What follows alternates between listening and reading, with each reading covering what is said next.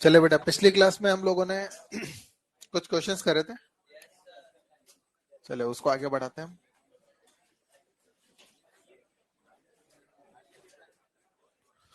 चलिए एक क्वेश्चन में लिखता हूं बेटा, आप सोल्व करेंगे उसको।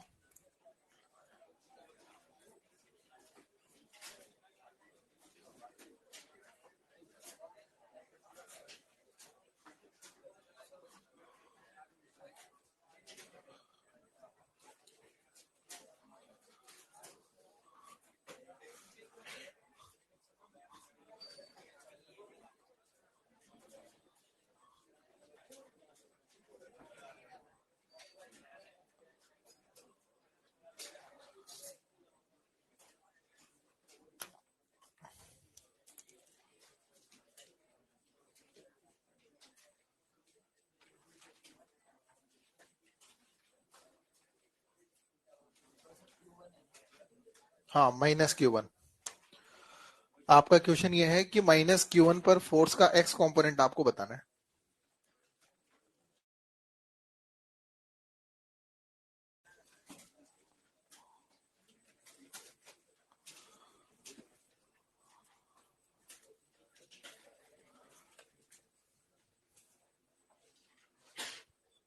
देखो तीन चार्जेस दिखे हुए यहाँ पर, -Q1 है, +Q2 है और -Q3 है। अच्छा एक बात बताओ, नेट फोर्स निकाल लो तो मैंने आपको पिछली क्लास में सिखाई दिया था। मैं क्या -Q1 पर नेट फोर्स पूछ रहा हूँ क्या? नहीं पूछ रहा हूँ। पहले क्वेश्चन को समझो, पहले तो ना क्या निकालना है पहले वो सीखो बेटा। मैंने फोर्स नहीं पूछा है एक्स डायरेक्शन में कितना है ये पूछा है। नेट फोर्स पूछा है कि एक्स डायरेक्शन का पूछा है। एक्स कंपोनेंट का मतलब एक्स डायरेक्शन में कितना फोर्स है ये बताना है आपको। तो क्या करोगे बताओ आप इसके लिए? हिंट मैं आपको देता हूँ, सोल्व आप करोगे। हिंट इसका ये है, पहले तो -Q1 पर लगने वाले फोर्सेस को ड्रॉ करो आप, ठीक है ना। और फोर्स को ड्रॉ करने के बाद उनका रिजल्टेंट नहीं निकालना है अपने को, उनके कंपोनेंट्स करना है और एक्स डायरेक्शन में कितना आ रहा है ये निकालना है। पहले तो फोर्सेस को ड्रॉ करो -Q1 पर। -Q1 पर जो फोर्सेस है उनको ड्रॉ कर लो पहले तो, और फिर उनका नेट मत करना उसके कंपोनेंट्स करना फोर्सेस के, और एक्स डायरेक्शन में कितना लग रहा है ये निकाल के दो।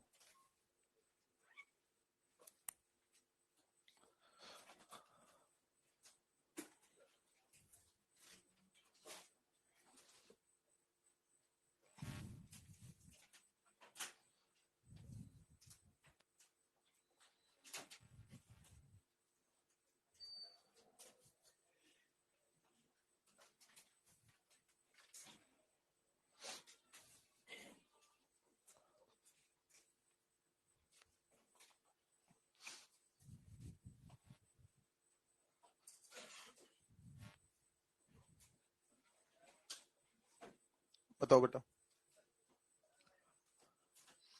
तो जो भी है छोटा बड़ा क्या करेगा इसमें, आंसर तो आंसर ही है ना। आंसर बताओ जो आया आपका।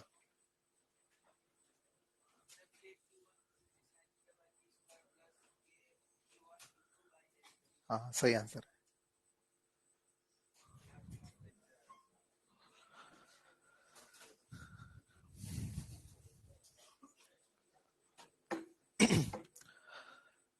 आपको ये बताना है कि -Q1 पर एक्स डायरेक्शन में कितना फोर्स है। नेट फोर्स नहीं पूछा मैंने, एक्स डायरेक्शन में लगने वाला फोर्स पूछा है। तो इसका तरीका ये है, पहले तो फोर्सेस ड्रॉ करेंगे आप लोग, और फिर उन फोर्स के कंपोनेंट करेंगे किस डायरेक्शन में, और एक्स डायरेक्शन में कितना फोर्स है ये निकाल के देना है आपको। जो फिजिक्स लग सकते हो तो बता दिया मैंने इसमें। अब आगे मैथमेटिक्स इसमें तो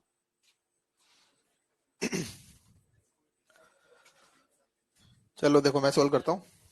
एक बार सबका ध्यान बोर्ड पे होना चाहिए। हाँ आ गया कुछ बच्चों का आंसर, लेकिन एक बार बोर्ड पे देख लो बेटा सब लोग, है ना। एक बार सब बच्चे, अच्छा कितने बच्चों का आंसर आ गया पहले तो बताओ। सबका नहीं आ पाया यार। चलो कोई नहीं, बोर्ड पे देखो फिर भी। अच्छा देखो, सबसे पहले तो जिस पर फोर्स निकालना है पहले उस पर जाकर बैठते हैं। पिछली क्लास में मैंने ये तरीका बताया था आपको। फोर्स किस पर चाहिए? -Q1। तो -Q1 पर बैठ जाओ जाके सब लोग। क्या बैठ गए सब?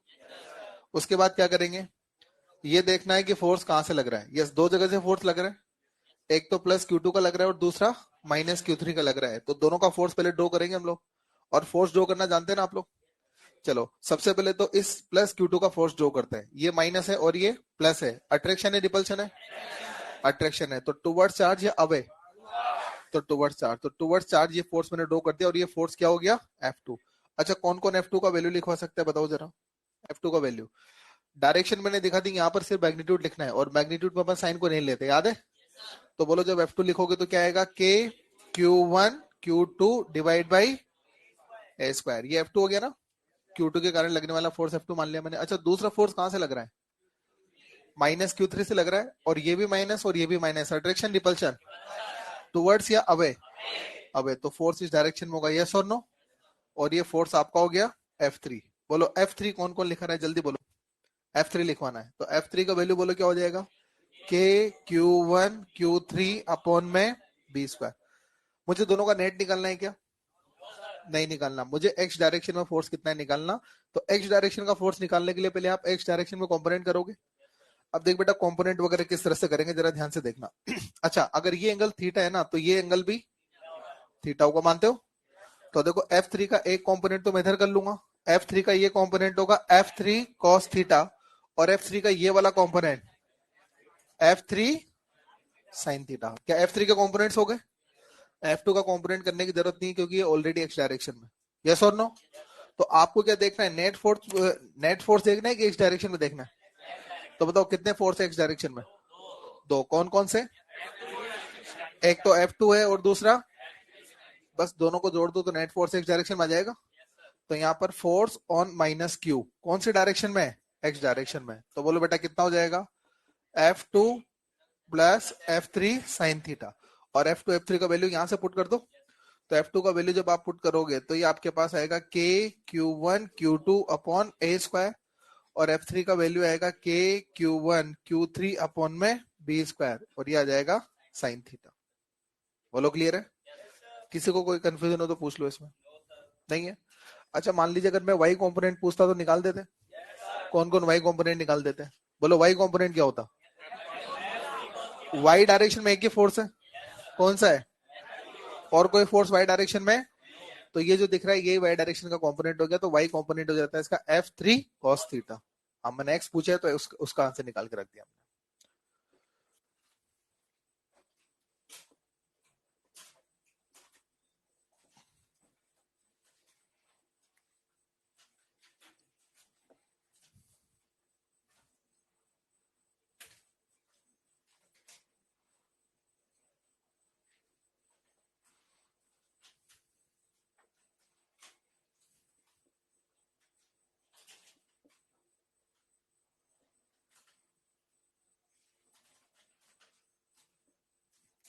देखो एक सर्कल लिया है बेटा मैंने, अगला क्वेश्चन क्या है पहले समझ लो।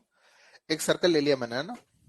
सर्कल के जो बाउंड्री है उस पर फोर चार्जेस रखे हैं, है ना। देखो ये माइनस क्यू है, प्लस क्यू है और ये प्लस क्यू और ये माइनस क्यू, फोर चार्जेस है। और सर्कल के सेंटर पर क्या रखा है, Q1 नहीं, क्यू वो तो डैश था इसलिए मैंने डैश हटा दिया। सर्कल के सेंटर पे कितना रखा है, क्यू रखा है। आपसे पूछा गया है कि इस क्यू पर, स्मॉल क्यू पर लगने वाला फोर्स बताना है। क्या डायरेक्शन पूछी है मैंने, तो आपको सिर्फ फोर्स की वैल्यू बतानी है, डायरेक्शन नहीं बतानी। फटाफट सोल्व कर दो।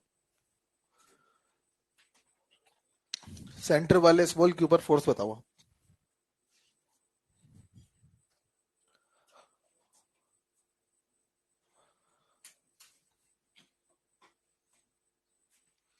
तरीका भी वही है, जिस पर फोर्स निकालना है उस पर जाकर बैठना है पहले तो, और ये देखना है कितनी जगह से फोर्स लग रहा है। जहां जहां से फोर्स लग रहा है उस फोर्स को ड्रॉ करेंगे और फिर उसका रिजल्टेंट निकाल लेंगे, आंसर आ जाएगा।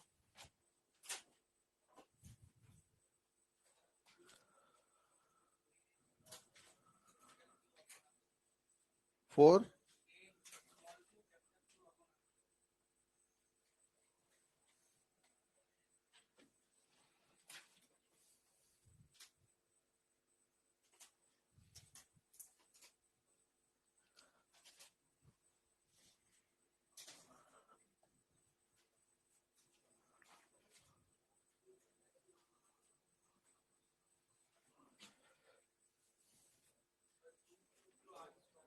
2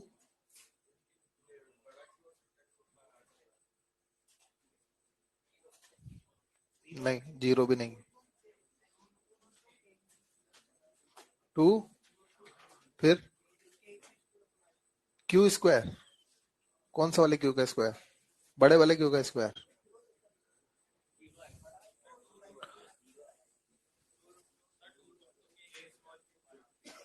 to root two K capital Q small Q by R square, ये इसका आंसर है। अभी कितने बच्चों का आंसर आया? Two root two K capital Q small Q by R square, ये इसका सही आंसर है। कितने बच्चों का आ चुका आंसर? ये देखो, तरीका वही है। तुम लोग बार बार मैथ्स में फंस रहे हो। मैं एक बात बताऊं आपको, एक बार इधर देखो बेटा सब लोग।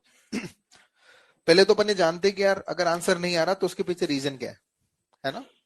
चलो मैं एक्सप्लेन करता हूँ, फिर आप मेरे को बताना कि वहां तक कितने लोगों ने सोच लिया था। एक बार इधर देखो, ताकि अपन आइडेंटिफाई तो करें कि आंसर क्यों नहीं आ रहा है। कई बार अपने को लगता है कि अपने को फिजिक्स नहीं आती, लेकिन जब तक रीजन नहीं पता होता कि फिजिक्स क्यों नहीं आती, तब तक आप उसको इंप्रूव नहीं कर सकते, है ना? एक बार आप बोर्ड पे देखेंगे सब लोग। मैंने आपसे क्या पूछा है इस क्वेश्चन में? स्मॉल के ऊपर फोर्स बताओ। तो तरीका वही है अपना, तो एक ही तरीका है अपना। क्या तरीका है बोलो? जिस पर फोर्स निकालना है उस पर जाकर बैठ जाए। क्या उस पर जाकर बैठ गए थे? कितने बच्चे बैठ गए थे स्मॉल के ऊपर जाकर? Very good. फिर क्या करा था आपने? फिर आपने ये करा होगा कि ये देखना है कि इस पर कितनी जगह से फोर्स लग रहा है। अच्छा, जब आप एक बार इस पर जाकर बैठ गए तो बता बेटा कितनी जगह का फोर्स है? चार। एक, दो, तीन और चार। चार जगह का फोर्स है। तो चारों का फोर्स आपने इस पर ड्रॉ करा होगा, लेकिन ड्रॉ करने के पहले थोड़ा सा कॉमन सेंस लगाना होता है। सबसे पहले तो देखो, ये चारों चार्जेस वैल्यू में बराबर है। साइन मत देखना, वैल्यू देखना है। चारों चार्जेस का वैल्यू में बराबर है। अच्छा, चारों का सेंटर से डिस्टेंस बराबर है। तो सिंपल सी बात है, जब चार्ज भी बराबर है, डिस्टेंस भी बराबर है, तो चारों चार्ज का फोर्स भी, तो हर एक चार्ज का फोर्स सेंटर पर बराबर होगा। तो अपन हर एक चार्ज का फोर्स एफ मान लेते हैं। क्या मान लेते हैं? अब एक एक का फोर्स ड्रॉ करेंगे और ड्रॉ करने के बाद उनका वेक्टर सम करेंगे तो नेट फोर्स आ जाएगा। चलो सबसे पहले तो बताओ, ये प्लस और इसका नेचर नहीं पता तो बाय डिफॉल्ट प्लस, पहले बताया था मैंने। तो बताओ दोनों में अट्रैक्शन रिपल्शन टुवर्ड्स या अवे? ये इधर, ये फोर्स, और ये मैंने क्या मान लिया? एफ। अच्छा, एफ का वैल्यू कौन कौन लिखवा देगा जल्दी बताओ? एफ का वैल्यू बोलो। एफ का वैल्यू कितना होगा? के capital Q small Q by R square, बोलो यही होगा। चलिए उसके बाद इसका फोर्स लगाते हैं। बोलो दोनों सेम नेचर है, अट्रैक्शन रिपल्शन टुवर्ड्स या away? Away from the charge. और बोलो ये फोर्स भी क्या एफ हो गया? ये माइनस और ये प्लस। अट्रैक्शन रिपल्शन, अट्रैक्शन ना टुवर्ड्स चार्ज या अवे फ्रॉम चार्ज?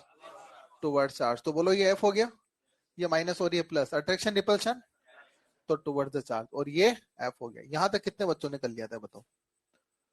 यहां तक कितने बच्चों ने कर लिया था? हैंडेज करो। और फाइनल आंसर कितनों का आया था? अब हैंडेज करो। अब इतने का तो आया नहीं था यार, क्यों झूठ बोल रहे हो तुम लोग? पहली क्लास में कितने बच्चों का फाइनल आंसर आया था जो मैंने बोला अभी? Two root two K capital Q small Q by R square. और कितने बच्चों ने यहां तक कर लिया था? एक बार हैंडेज करो। अब देखो, बहुत सारे बच्चे यहां तक पहुंच गए लेकिन फाइनल आंसर तक नहीं पहुंचे। इसका मतलब है फिजिक्स आपको आती है। फिजिक्स का जो रोल था वो यहीं तक था इस क्वेश्चन में। अब आगे इस क्वेश्चन में फिजिक्स का रोल ही नहीं है।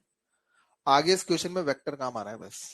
इसलिए मैं बोल रहा हूँ, पहले भी बोला था बेटा मैंने आपसे, अभी वापस बोल रहा हूँ कि देखें, अगर आपको फिजिक्स सही करनी है, फिजिक्स अगर आपको बढ़िया करनी है, तो ये बेसिक मैथ्स हो गया, वेक्टर हो गया, ये सब सीख लो बेटा बढ़िया से। क्योंकि इस क्वेश्चन में देख लो आप लोग, फिजिक्स जो लगनी थी वो लगा चुके आप लोग। इस क्वेश्चन में जितनी फिजिक्स इन्वॉल्व थी वो तो लग गई आपसे। अब इसका जो फाइनल आंसर आ रहा है उसमें वेक्टर का यूज है। अब इस क्वेश्चन में आगे फिजिक्स का कोई यूज ही नहीं है, सिर्फ वेक्टर कॉन्सेप्ट का यूज है। और मैं एक और बात बोल दूं, जैसे अब कई सारे बच्चों के साथ दिक्कत क्या होती है कि जैसे मान लो कोई पर्टिकुलर चैप्टर है, जैसे इलेक्ट्रोस्टेट की बात कर लेते हैं, ठीक है? अब बच्चों को बाद में क्या लगता है, इलेक्ट्रोस्टेट नहीं आता, क्यों? उनसे क्वेश्चन नहीं बन रहे तो इलेक्ट्रोस्टेट नहीं आता। अरे इलेक्ट्रोस्टेट तो आता है, उसके कॉन्सेप्ट तो आता है। एक्चुअली वो क्वेश्चन के अंदर जो वेक्टर आ रहा है, जो इंटीग्रेशन आ रहा है, जो डिफरेंशिएशन आ रहा है, वो नहीं आ रहा अपने को। तो काम इलेक्ट्रोस्टेट पर नहीं, आपको काम इलेक्ट्रोस्टेट पर नहीं करना है। उसके कॉन्सेप्ट तो आते हैं, इसलिए तो यहाँ तक पहुंचे आप लोग। इलेक्ट्रोस्टेट के कॉन्सेप्ट नहीं आते तो यहाँ तक थोड़ी ना पहुंच पाते। यस और नो? बट फाइनल आंसर तक नहीं पहुंचते, तो उसका रीजन क्या है? बेसिक मैथ्स में गड़बड़ चल रही है या वेक्टर में गड़बड़ चल रही है, तो वो जो गड़बड़ चल रही है ना, उसकी वजह से आंसर नहीं आ रहा है। फिर बच्चे क्या करते हैं, सर इलेक्ट्रोस्टेट नहीं आता। फिर टीचर बोलेंगे इलेक्ट्रोस्टेट को ज्यादा टाइम दो। और आप क्या करोगे फिर? इलेक्ट्रोस्टेट के नोट्स लेके बैठोगे और बार बार उसी को पढ़ते रहोगे। अरे वो तो आता है तुम्हें। नहीं समझे बात? पढ़ना किसको है? जो चीज नहीं आती है। भाई इलेक्ट्रोस्टेट अगर नहीं आता तो यहाँ तक थोड़े ना पहुंचते फिर आप लोग इस क्वेश्चन में। जितना कॉन्सेप्ट इलेक्ट्रोस्टेट का वो लग चुका है इस क्वेश्चन में। अब फाइनल आंसर लाने के लिए तो वेक्टर आना चाहिए बस आपको। इसलिए मैं फिर कहता हूं कि जो भी क्वेश्चन नहीं बनता पहले उसको एनालाइज करो, कि आखिर क्या रीजन है। यार इस चैप्टर के कॉन्सेप्ट नहीं आते इसलिए नहीं बन रहा है, कि चैप्टर के कॉन्सेप्ट तो लग रहे हैं लेकिन मैथमेटिक्स नहीं लग रही इसलिए नहीं आ रहा है। ये चीज इंपॉर्टेंट है बेटा, क्योंकि काम किस पर करना है, काम तो उसी पर करोगे ना जब आपको पता तो चलेगा कि प्रॉब्लम कहाँ आ रही है अपने को। समझे बात को। तो पहले प्रॉब्लम आइडेंटिफाई करो, उसके बाद उस पर काम करो। ठीक है, मैं पहले भी बोला था, वापस बोल रहा हूँ, बार बार इस बात को बोलूंगा, बेटा अपने बेसिक मैथ्स वेक्टर अच्छे कर लेना। इनके बिना फिजिक्स नहीं सीख पाएंगे, दुनिया में कोई भी आपको फिजिक्स नहीं सिखा सकता जब तक आपका बेसिक मैथ्स और वेक्टर अच्छा नहीं होगा। अगर आपको फिजिक्स सीखना है तो आपको बढ़िया करने पड़ेंगे। ठीक है, तो देखो चार फोर्स मैंने यहाँ पर ड्रॉ कर दिए, अब इनका रिजल्टेंट निकालना है। अब रिजल्टेंट निकालने के लिए देखो क्या होगा। अच्छा बोलो, इस डायरेक्शन में एफ और एफ मिलाकर कितना है, तो इस डायरेक्शन में तो फोर्स हो गया 2F, और ऊपर की तरफ भी बोलो कितना है, तो ऊपर की तरफ भी हो गया 2F, और इन दोनों में एंगल कितना है। अब बताइए, पिछली क्लास में मैंने आपको लिखाया था, बताया था कि अगर इक्वल मैग्नीट्यूड के वेक्टर्स होते हैं और 90 अगर एंगल होता है तो √2 टाइम होता है। तो जब F और F में 90 एंगल था तो रिजल्टेंट था √2F। यहाँ पर F की जगह क्या है, तो बोलो रिजल्टेंट क्या, √2 टाइम ऑफ F नहीं होगा, 2F होगा ना भाई। √2F तो जब होता है जब दोनों F और F होते हैं। ये F और F है कि 2F और 2F है, 2F और 2F है, तो बोलो resultant will B √2 of 2F, not √2F। F और F का रिजल्टेंट होता है √2F, तो ये 2F और 2F है तो रिजल्टेंट होगा √2 ऑफ 2F। बोलो क्लियर है। अब F यहां से उठा के रखो बेटा, तो ये आपके पास आ जाएगा 2√2, और F की वैल्यू हो जाएगी K capital Q small q by R square. ये F नेट आ गया। मैंने F नेट पूछा था, आपने निकाल के दे दिया। चलो एक और बात मैंने नहीं पूछी। अच्छा मैं आपसे अगर पूछता हूँ कि चलो यार इस फोर्स की डायरेक्शन ड्रॉ करके दो, क्या ड्रॉ कर दोगे। कौन कौन फोर्स की डायरेक्शन ड्रॉ कर देगा बताओ, ये तो आपको आता होगा ना, वेक्टर का पार्ट है भी, कि अगर इक्वल मैग्नीट्यूड के वेक्टर से तो रिजल्टेंट एंगल बाई सेक्टर पर आता है, क्या बीच में आता है, तो रिजल्टेंट होगा वो एंगल बाई सेक्टर पर, एंगल बाई सेक्टर पर इस तरह से होगा। तो ये किसकी डायरेक्शन हो गई, एफ ने। ड्रॉ कर दो बेटा।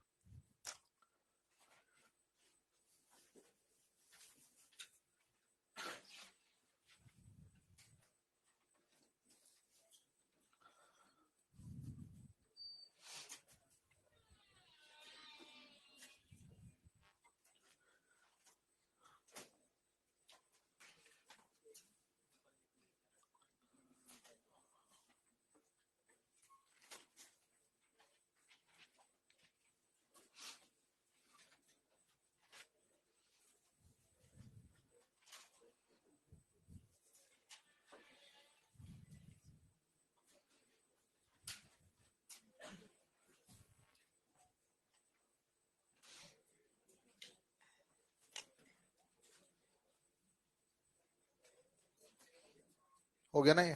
चलिए अगला क्वेश्चन बोलता हूँ। देखिए बेटा, 2 point charges plus capital Q and minus capital Q, 2 point charges plus capital Q and minus capital Q are placed at some distance. 2 point charges plus capital Q and minus capital Q are placed at some distance. Then force between them capital F. Force between them capital F. ठीक है. Now third charge plus capital Q. Now third charge plus capital Q is placed. Third charge plus capital Q is placed at middle of them. Third charge plus capital Q is placed at middle of them.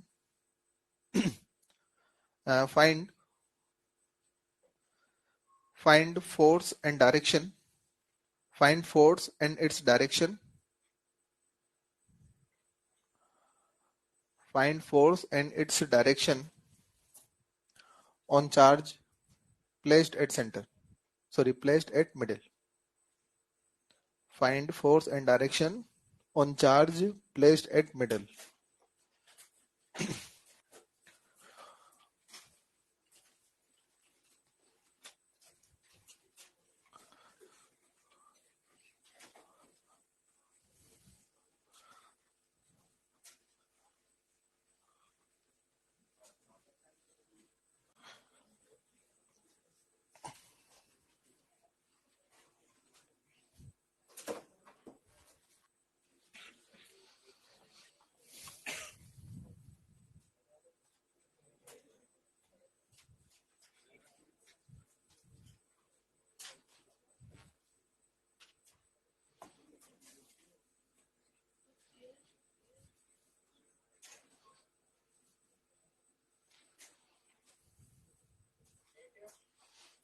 कितना, और direction minus, हाँ ठीक है।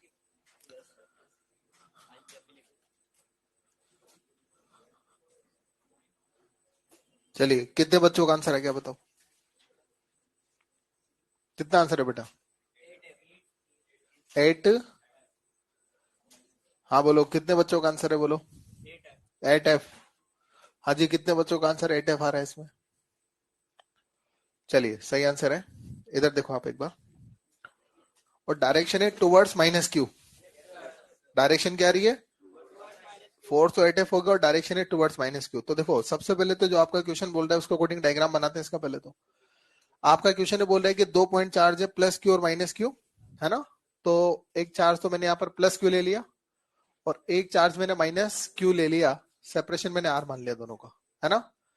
और question में बोल रहा है कि दोनों के बीच में फोर्स कितना है? एफ। तो बोलो एफ लिखवा दोगे? बोलो अगर एफ लिखवाना है तो बोलो एफ क्या हो जाएगा? K capital Q, Q upon R square. मैं फिर से वही बात बोल रहा हूं कि मैं मैग्नीट्यूड लिख रहा हूं तो मैंने साइन नहीं लिया। मैग्नीट्यूड को लिखते समय साइन को नहीं लेते हैं चार्ज का, याद है आपको? चलो ये तो क्वेश्चन 1 नाम दे दी मैंने इसको। अब आपका क्वेश्चन क्या बोलना चाह रहा है आगे? क्वेश्चन ये बोलना चाह रहा है कि दोनों के मिडिल में हमने एक और प्लस कैपिटल क्यू रख दिया। तो देख बेटा ध्यान से सुनना, एक बार इधर देख लो पहले, ये तो प्लस क्यू, ये माइनस क्यू, और दोनों के मिडिल में एक और प्लस क्यू रख दिया हमने। ये प्लस क्यू दोनों के मिडिल में, और ये मिडिल में है तो ये r/2 होगा और ये भी r/2 होगा। अरे बोलो मानते हो? अच्छा अपने को फोर्स किस पर निकालना है? बताओ बताओ, फोर्स किस पर निकालना है? क्या मिडिल वाले पे निकालना है? तो सबसे पहले तो बताओ जिस पर फोर्स निकालना है उस पर जाके बैठना है। तो अब की बार कहां बैठना है? मिडिल वाले प्लस के ऊपर, यस और नो? तो मिडिल वाले प्लस के ऊपर बैठना है तो देखो सब यहां जाकर बैठ जाओ। पहले तो एक बार देख लो, आपसे हुआ है नहीं हुआ इंपोर्टेंट नहीं है, लेकिन इधर देख लो, पहले सीख लो चीजों को। तो पहले तो मिडिल वाले प्लस के ऊपर बैठ जाओ, और मिडिल वाले प्लस के ऊपर बैठने के बाद अब ये देखो फोर्स कहां कहां से लगेगा। दो जगह से लगेगा भाई। मिडिल में आप बैठे हो तो बताओ फोर्स कहां कहां से लग रहा है? दो जगह से लग रहा है। कहां कहां से? इस प्लस क्यू और इस माइनस क्यू से फोर्स लग रहा है, यस और नो? अब फोर्स लिखने के पहले थोड़ा सा कॉमन सेंस लगाओ। सबसे पहले तो आप ये बताओ कि यार ये और ये चार्ज दोनों बराबर है, यहां से दूरी क्या इसकी बराबर है? तो जब दोनों चार्ज बराबर है, दोनों से दूरियां बराबर है, तो दोनों की वजह से जो फोर्स लगेगा वो भी बराबर होगा। तो दोनों की वजह से फोर्स F1 और F1 मान लो। एफ नहीं मान रहा क्योंकि एफ ऊपर नाम दे चुका मैं, तो एफ के अलावा कुछ और नाम देना पड़ेगा ना, तो F1 और F1 नाम दे रहा हूं मैं आपके बार, यस और नो? तो सबसे पहले तो इसकी वजह से लगने वाला फोर्स देख लेते हैं इस पर। बताओ प्लस और प्लस में अट्रैक्शन रिपल्शन, टुवर्ड्स चार्ज या away from charge? Away from charge. तो ये F1, बोलो F1 कौन कौन लिखा देगा जल्दी बताओ। पहले तो F1 लिखवाना है, जल्दी बोले। F1 लिखवाना है तो बोले क्या होगा? के Q Q divide by r/2 का होल स्क्वायर। दूरी r/2 है तो ये आपके पास आ जाएगा 4k/q² अपॉन r स्क्वायर। तो इसका फोर्स F1 हो गया। अब इसके फोर्स के डायरेक्शन लिखवा दोगे? बताओ ये प्लस और ये माइनस, अट्रैक्शन रिपल्शन? अट्रैक्शन, तो टुवर्ड्स द चार्ज, और ये भी F1, यस और नो? तो बताइए मुझे नेट फोर्स निकालना है, तो बोलो नेट फोर्स किस पर निकालना है? कैपिटल क्यू पर। बोलो नेट फोर्स कैपिटल क्यू पर कितना होगा? अरे F और F1 क्या दोनों जोड़कर 2F1, तो F1 प्लस F1। तो बोलो नेट फोर्स इज 2F1, और F1 की वैल्यू ऊपर से रख दो। बोलो F1 की वैल्यू कितनी है? 4k/q² अपॉन में, तो देखो बेटा ये क्या हो गया आपके पास? 8k/q² अपॉन में आर स्क्वायर। अच्छा बताओ ये k/q² अपॉन आर स्क्वायर क्या था? क्या ये F था ना? तो बोलो जो नेट फोर्स आ गया वो कितना आ गया? 8F। बोलो आ गया। अब दूसरी बात, इस 8F की डायरेक्शन बताओ किधर है? क्या माइनस क्यू की डायरेक्शन में? माइनस क्यू की तरफ है, तो इसका जो डायरेक्शन है क्या टुवर्ड्स माइनस क्यू लिख दो? तो इस पर लगने वाला जो फोर्स होगा this is towards minus Q, लिख दो बेटा।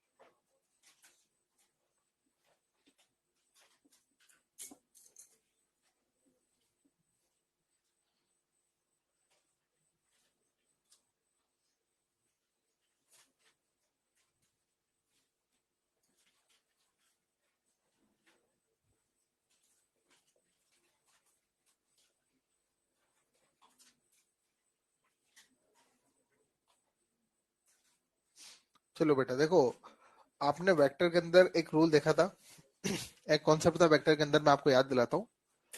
आपने देखा था कि अगर n इक्वल मैग्नीट्यूड के वेक्टर्स हो, इक्वल मैग्नीट्यूड के वेक्टर्स अगर इक्वल एंगल पर अरेंज कर दो तो रिजल्टेंट जीरो आता है। कितने बच्चों को याद है? इक्वल मैग्नीट्यूड के वेक्टर हो और इक्वल एंगल पर अरेंज कर दिया तो रिजल्टेंट विल बी, और एंगल भी आपने फॉर्मूला लिखा होगा, जैसे n वेक्टर है तो उनके बीच का एंगल होना चाहिए 360 बाई n, याद है? तो n वेक्टर को अगर 360 बाई n एंगल पर अरेंज कर दोगे तो रिजल्टेंट क्या आएगा? एग्जांपल लेके बता दिया मैंने, ध्यान से सुनो। देखो ये दो वेक्टर है, कितने वेक्टर है? तो कितने एंगल पर अरेंज करना चाहिए? तो देखो फॉर्मूला होता है 360 अपॉन में n, तो 360 बाई 2 मतलब 180। तो अगर आपने दो वेक्टर को 180 पर अरेंज कर दिया तो रिजल्टेंट जीरो आ जाएगा। देखो कैसे, एक बार देखो। देख बेटा, ये तो f है और एक और f है, दोनों में एंगल कितना है? 180। तो f और f एक दूसरे को कैंसिल आउट कर देंगे, तो बोलो f नेट कितना?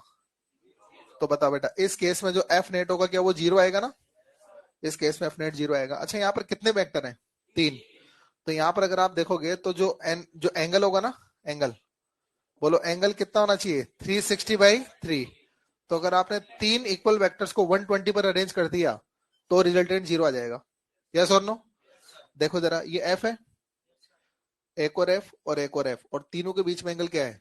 120, तो रिजल्टेंट जीरो आएगा। कैसे आएगा? लॉजिकली भी देख लो आप एक बार। अच्छा देखो, ये एफ और एफ क्या 120 पर है? तो रिजल्टेंट भी एफ होगा। पिछली क्लास में वेक्टर में बताया था, मैं फिर बोल रहा हूँ, वेक्टर पढ़ लेना यार बेटा। एफ और एफ 120 पर है ना, रिजल्टेंट क्या होगा? अच्छा, और रिजल्टेंट की डायरेक्शन के ठीक बीच में होगी, तो इन दोनों का रिजल्टेंट एफ होगा और इधर होगा। यस और नो? अब ये एफ और ये एफ आपस में कैंसिल, तो रिजल्टेंट विल बी जीरो। तो बोल बेटा, यहाँ पर अगर मैं एफ नेट आपसे पूछूं तो बोलो कितना है? एफ नेट जीरो है। अच्छा, यहाँ पर देखो चार फोर्स है और इनका जो एंगल है वो 90 है। यस और नो? तो चार फोर्स है तो 360 by 4।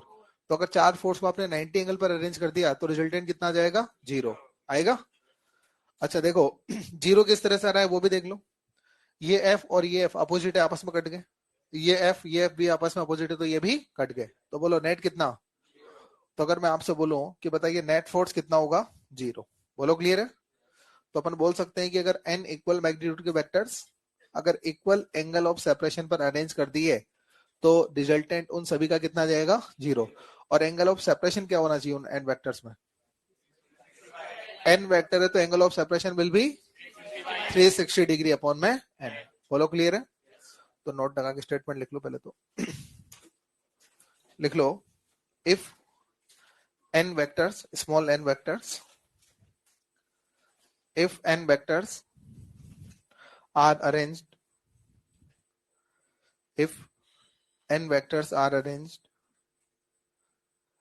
if n vectors of equal magnitude are arranged, if n vectors of equal magnitude are arranged at equal angle of separation, at equal angle of separation, then then their resultant will be zero. Then their resultant will be zero. ठीक है? Resultant will be zero. और next line में लिख लें, angle of separation theta equal to 360 degree by n. Angle of separation bracket में theta equal to 360 degree by n. और ये diagram copy कर लो बेटा बोर्ड से।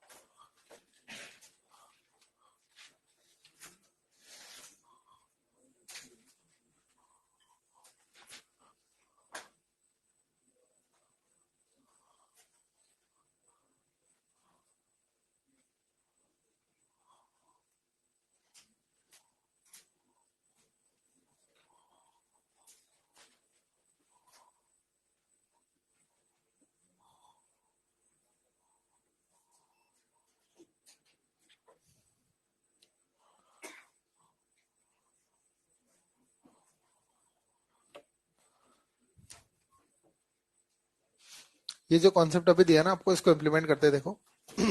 एक बार आप सब लोग बोर्ड पे देखेंगे, ये 3 क्वेश्चन लिए मैंने इम्प्लीमेंट करने के लिए, यही कॉन्सेप्ट यूज आएगा इनमें। एक बार बेटा आप सब लोग बोर्ड पे देख लो, ठीक है ना। छोटे छोटे कॉन्सेप्ट है वो सीख लो, बाकी ये कॉन्सेप्ट काम आएंगे फिर अपने अच्छे सवाल करने में, ठीक है ना। और ये सब कोई नया नहीं है यार आपके लिए, ये सब वेक्टर में नहीं पढ़ा क्या आप लोगों ने? 11th क्लास में वेक्टर में भी था ये तो। बस पहले तो मैंने कॉन्सेप्ट रिकॉल करवा दिया कि हाँ इस तरह का कॉन्सेप्ट था। अब ये कॉन्सेप्ट लेकर मैं यहाँ पर इलेक्ट्रोस्टेट में सवाल बना रहा हूँ, ठीक है। चलिए एक बार इधर देखो बेटा, ये सवाल इलेक्ट्रोस्टेट के लिए हो गया देखा जाए तो, है ना। वही कॉन्सेप्ट काम में आएगा सवाल के अंदर भी। मैंने यहाँ पर क्या करा देखो, 3 डायग्राम बना दिया आपके सामने। कौन कौन सा डायग्राम है? ये इक्विलेटरल ट्रायंगल है, ये स्क्वायर है, ये रेगुलर पॉलीगॉन है, सॉरी रेगुलर हेक्सागोन है। यस और नो? अगर आप एक चीज नोटिस करेंगे तो तीनों ही डायग्राम जो मैंने लिए वो रेगुलर पॉलीगॉन के लिए। किसके लिए? रेगुलर पॉलीगॉन जानते हैं आप लोग? क्या होता है रेगुलर पॉलीगॉन? ऐसा पॉलीगॉन होता है जिसकी सभी साइड बराबर होती है और सभी एंगल भी बराबर होते हैं, उसको रेगुलर पॉलीगॉन बोलते हैं। अच्छा, ट्रायंगल में तीनों साइड क्या बराबर है और तीनों एंगल भी इसके बराबर है। बोलो एंगल कितने कितने हैं? 60, 60 और 60। स्क्वायर में चारों साइड बराबर है और चारों एंगल भी बराबर है। कितना कितना है? 90, 90, 90 और 90। यस और नो? इस हेक्सागोन में, रेगुलर हेक्सागोन में सभी 6 साइड बराबर है और सभी 6 एंगल भी बराबर है। कितने कितने हैं? 60 दिख रहा है क्या यार? वो 120 है। पहले देखो ये चीजें ना तुम्हारे यहाँ से गलत कराती है बाद में। 120 एंगल है ये सारे, 60 नहीं है। सारे एंगल 120 है। डायग्राम से दिख रहा होगा ना, 60 तो कहां से हो जाएगा यार? 60 तो ये और ये होता 60। ये तो 90 से तो ऊपर, ये तो दिख ही रहा है अपने को भी। यस और नो? एंगल 120 होते हैं ये सारे। ट्राइंगल में तो होते हैं 60, स्क्वायर में होता है 90 और रेगुलर हेक्सागोन में होता है 60, 120 सॉरी। क्लियर है? अच्छा आप देखो मैंने क्या करा है, तीनों ही फिगर के सेंटर पे स्मॉल क्यू रख दिया और मैंने बोला कि स्मॉल क्यू पर फोर्स निकाल के दो भाई। तरीका अपना वही है। सबसे पहले तो स्मॉल क्यू पर जाकर बैठना है और ये देखना है कितनी जगह से फोर्स लग रहा है और सारे फोर्सेस को ड्रॉ करके नेट कर देना है। यस और नो? सबसे पहले ट्रायंगल वाले पर काम करते हैं। अच्छा ट्रायंगल वाले स्मॉल क्यू पर बैठ जाओ भाई। बैठ गए क्या? क्या बैठ चुके हैं सब लोग? अब क्या करना है, लेकिन थोड़ा सा उसके पहले चीजों को देख लो और समझ लो। सबसे पहले तो बताओ कितनी जगह से फोर्स है? 3 जगह से, क्यू क्यू और क्यू। यस और नो? तीनों चार्ज वैल्यू बराबर है, तीनों का डिस्टेंस भी बराबर है, तो सिंपल सी बात है तीनों का फोर्स भी बराबर होगा। तो एक काम करते हैं अपन, हर एक चार्ज का फोर्स एफ मान लेते हैं। क्या मान लेते हैं? और डायरेक्शन ड्रॉ करना आता है आपको। यस और नो? अच्छा सेम नेचर में अट्रैक्शन रिपल्शन, बोलो टुवर्ड्स या अवे? अवे में ये एफ होगा। बोलो इन दोनों में रिपल्शन, क्या अवे में एफ होगा? इन दोनों में रिपल्शन, अवे में एफ होगा। तो बताओ ये तीनों एफ क्या इक्वल वेक्टर इक्वल एंगल पर है क्या? जब भी इक्वल वेक्टर और इक्वल एंगल पर होते हैं तो रिजल्टेंट विल बी, तो बोलो इन तीनों एफ का रिजल्टेंट कितना? तो मैं बोल सकता हूँ कि F net on small Q will be 0। तो स्मॉल क्यू पर नेट फोर्स 0 आ जाएगा। बोलो क्लियर है? अच्छा इस वाले में देखो किस पर फोर्स चाहिए? Small Q. क्या स्मॉल क्यू पर बैठ जाए? स्मॉल क्यू पर बैठने के बाद देखना है कितनी जगह से फोर्स है? 4 जगह से। चारों कॉर्नर से फोर्स है, चारों कॉर्नर पर चार्ज बराबर है, चारों कॉर्नर से डिस्टेंस बराबर है, तो चारों कॉर्नर से लगने वाला फोर्स भी बराबर होगा। तो हर एक फोर्स को एफ मान ले, डायरेक्शन दो करके नेट कर लेंगे। आ जाओ डायरेक्शन दो करते हैं। सबसे पहले तो बताओ इन दोनों में attraction repulsion, away towards away. देखो एक एक स्टेप से काम करो, कोई गलती नहीं होगी और कोई जल्दबाजी भी नहीं होनी चाहिए। जल्दबाजी करोगे तो भी गलत होते हैं क्वेश्चन। कई बार अपने को आते तो है क्वेश्चन, लेकिन अपन क्या करते हैं जल्दबाजी दिखाते हैं तो इसलिए भी गलत हो जाते हैं। अभी देखो सीखने का टाइम है अपना, अभी स्पीड की नहीं सोचना है। स्पीड की सोचेंगे लेकिन पहले सीख जाए हम लोग। एक बार सीख लेंगे तो फिर अपन स्पीड बनाएंगे। जब तक नहीं सीखोगे स्पीड बनेगी भी नहीं। सीखने के बाद स्पीड बनती है, पहले ध्यान रखना, ठीक है ना। तो पहले सीख लो, चीजों को सीख लो, उस दौरान टाइम लगे तो लगने दो, कोई दिक्कत वाली बात नहीं। मैंने आपको 15 क्वेश्चन दिए और 15 क्वेश्चन को सोल्व करने में अगर 1 घंटा भी लग रहा है घर पे तो लगने दो। और नेचुरली सबको लगता है, आपको नहीं लग रहा, वो सब सारे बच्चों को लगता है। क्योंकि अभी आप चीजें सीख रहे हो, जब आप चीजें सीख जाओगे ना तब जाकर आप उनको कम टाइम में सोल्व करने के भी डालोगे। हाँ बेटा क्यों स्माइल कर रहे हैं, बता ना, होमवर्क किया क्या तूने? आप पीछे जो है, हाँ ये, हाँ तेरे से बोल रहा हूँ, हाँ खड़ा हो। होमवर्क करके लाया क्या सारा? दिखा कहाँ? सॉल्यूशन की कॉपी बनाई है क्या? बनाई है? हाँ घर पे तो घर से ला, जा निकलने दो इसको। चल लेकर आजा घर से, जा फटाफट जा, फटाफट जा, जान फटाफट निकल जा। तेरे को कितने साल हो गए पढ़ते हुए? कितने साल से पढ़ाई कर रहे हैं? 12 साल हो गए बेटा मेरे को पढ़ाते हुए। ठीक है ना, चेहरे देख के पहचान लेता हूँ क्या चल रहा है तुम्हारे दिमाग में।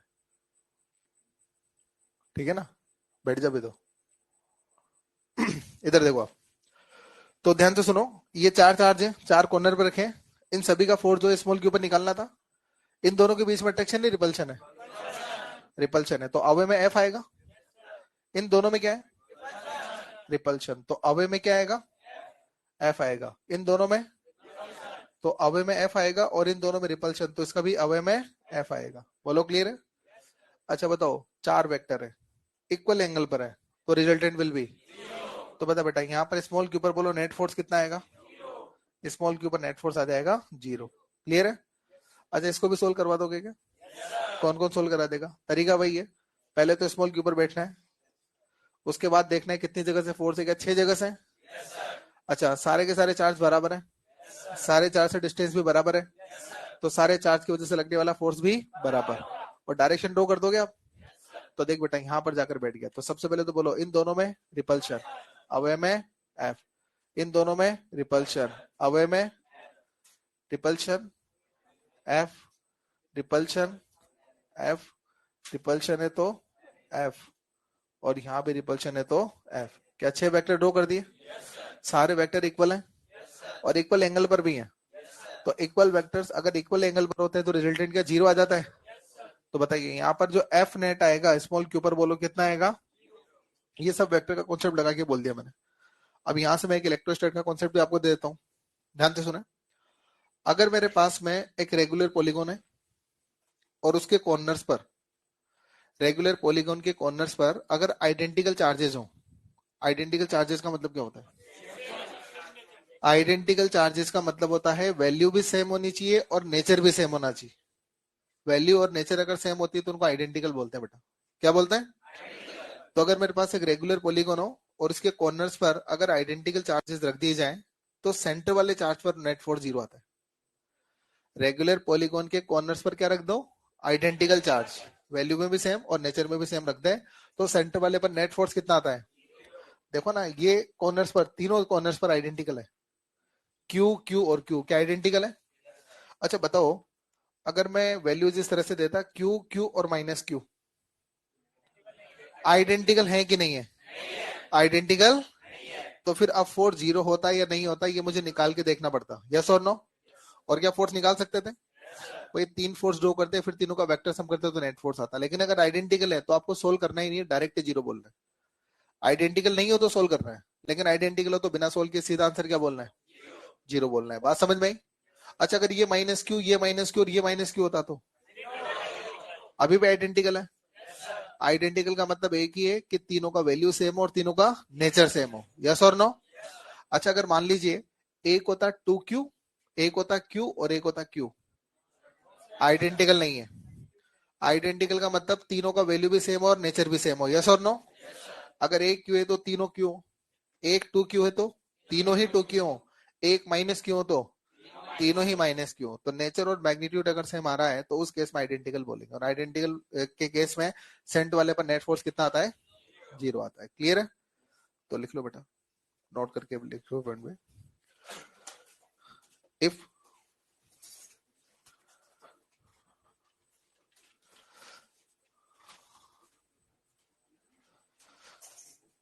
if identical charges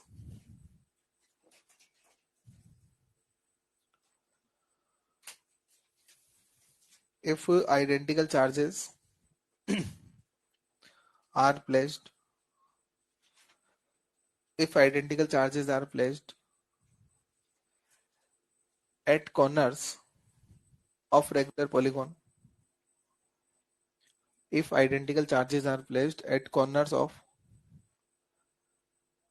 a regular polygon, then then force on then force on charge placed at center will be 0. Force on charge placed at center will be 0. और ये डायग्राम कॉपी कर लो बेटा.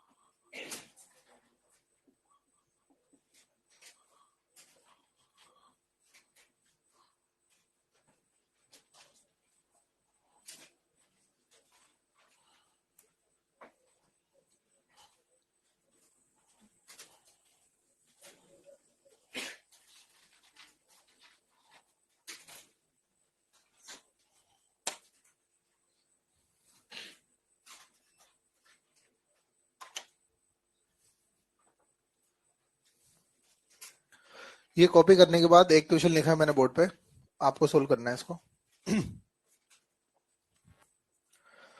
क्वेश्चन क्या है? रेगुलर पेंटागन का है. Regular pentagon का मतलब कितनी साइड है? 5. पांचों बराबर है. ठीक है. और इसके पांचों एंगल भी बराबर है. ठीक है. आपको डायग्राम में दिख रहा है कि चार्जेस कहाँ कहाँ है. कितने कॉर्नर है इसमें? 5. चार चार कॉर्नर पर कैपिटल क्यू है, एक कॉर्नर पर चार्ज नहीं है. ठीक है. और सेंटर में कितना है? Small Q. आपको सेंटर वाले पर फोर्स निकालना है. सेंटर लिख रहा है ना, स्मॉल क्यू पर फोर्स निकालना है. स्मॉल क्यू सेंटर में ही तो है. नहीं है. नहीं है. नहीं है. चार कॉर्नर पर ही चार्ज है, एक कॉर्नर पर नहीं है.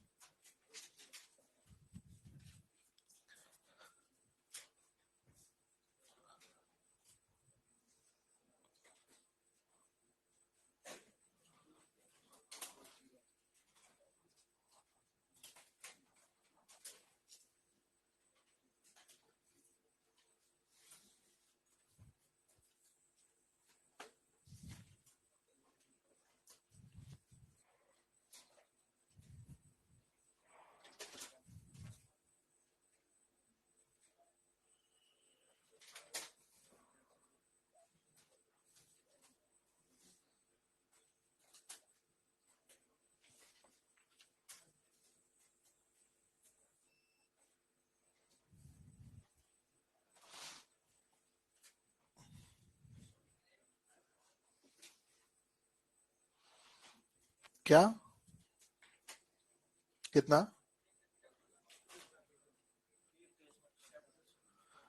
कैसे सोल्व करा? 120. ये 120 एंगल दिख रहा है आपको इनमें?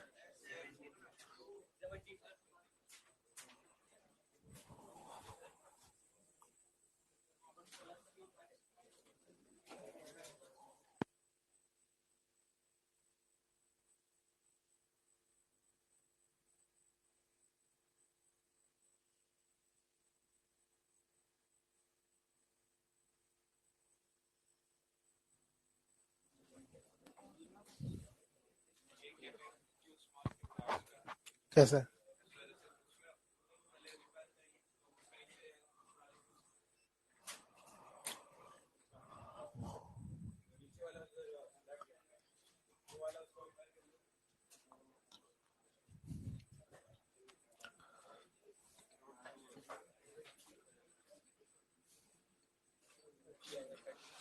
हाँ भाई, कितने बच्चों ने आंसर निकाल लिया बताओ? कितने लोगों का आंसर आ गया बेटा इसमें? बोर्ड पे देखना सब लोग. ठीक है ना? एक बार सब लोग इधर देखो. अच्छा, कुछ बच्चों का जीरो भी आ रहा था. कितने बच्चों का जीरो आ रहा था? जीरो कितने बच्चों का आया था आंसर इसमें? कुछ बोल रहे थे जीरो, मैंने बोलते हुए सुना था। इधर से आवाज आई थी कुछ की तो। देखो इधर देखो आप, बहुत बढ़िया क्वेश्चन है। अब सोल्व करना बंद कर देना, वरना सीख नहीं पाओगे फिर इस क्वेश्चन को, है ना। एक बार सोल्व करना बंद कर देना, एक बार बोर्ड पे देखना बेटा सब लोग। पहले तो डायग्राम दोबारा से बनाते हैं अपन एक बार। कुछ बच्चों ने तो रेगुलर रेगुलर पेंटागन ही सही से नहीं बनाया, कुछ बच्चे रेगुलर पेंटागन को ऐसे बना के बैठे, तो डायग्राम ही गलत बनाया उन्होंने। आंसर सही कहां से लाओगे तुम यार? मेरा डायग्राम देखो ना, आपका डायग्राम देखो। जिन बच्चों का डायग्राम ये, उनका तो डायग्राम ही गलत है। ये रेगुलर पेंटागन कैसे हो सकता है? इधर देखो आप। इसलिए मैं बोल रहा हूँ कि छोटी छोटी चीजें सीखो। फिजिक्स तो मैं सिखा दूंगा, लेकिन मैथ्स तो तुम्हें ही संभालनी पड़ेगी ना भाई। इधर देखो आप एक बार, इधर देखो बेटा सब लोग। अच्छा बताओ, अगर मैं क्वेश्चन ये देता, उसको मत देखना भाई, तो ये कितने लोग सोल्व करते हैं? बताओ, इसका आंसर कितने बच्चे करते थे? जल्दी बोलो, हैंड रेज करो जितने बच्चे आंसर करते थे। इसका कितने लोग कर पाए? तो अगर क्वेश्चन ये होता तो लगभग सारे बच्चे सोल्व करते थे। और ये क्वेश्चन है तो आप में से 10% बच्चे इसको सोल्व कर पा रहे हैं। उनमें से भी कुछ आंसर तो बता रहे हैं, लेकिन उनका तरीका गलत है। अभी बताऊंगा मैं क्यों गलत है, ठीक है। चलो कोई बात नहीं। अच्छा, इस केस में याद है आप क्या करते हैं? या तो आप वो जो मैंने अभी एक आपको नोट लिखाया था, वो वाला नोट लगाते हैं आप, कि रेगुलर हेक्सागोन के कॉर्नर्स पर अगर आइडेंटिकल चार्ज हो तो सेंटर वाले पर नेट फोर्स जीरो होता है। और वो जो कॉन्सेप्ट आपने बताया था, वो वेक्टर के कॉन्सेप्ट से तो बताया था।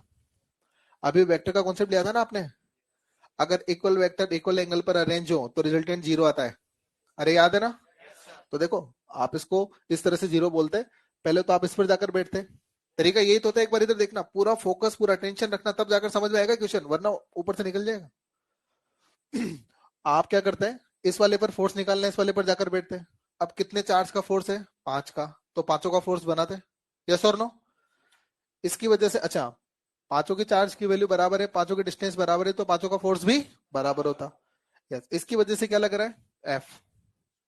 इसकी वजह से रिपल्शन, एफ। रिपल्शन है, एफ।